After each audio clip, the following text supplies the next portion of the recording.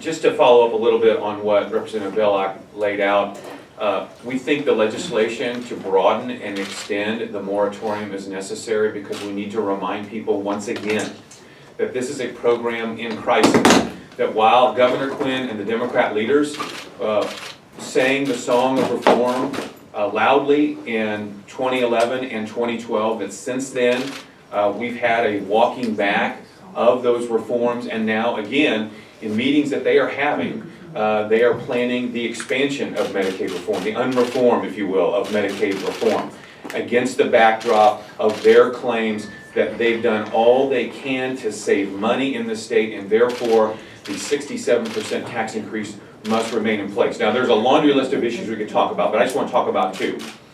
When the SMART Act was passed in 2012, two of the most significant reforms, one had been touched on in 2011, were the third-party verification system and the full implementation of managed care.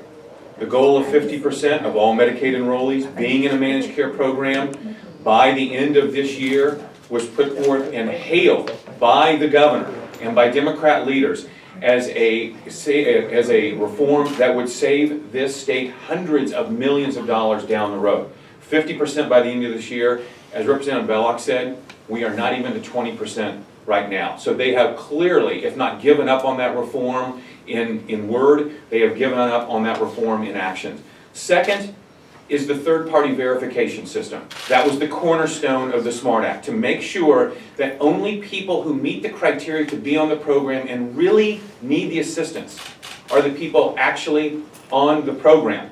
That program, just to remind everyone, in its first few months of operation was a stunning success. It even exceeded our expectations as far as rooting out the fraud and abuse in the system. 4 out of every 10 individuals, 4 out of 10, were found not to be eligible for the program, which should be a success in anyone's eyes, except for Governor Quinn's.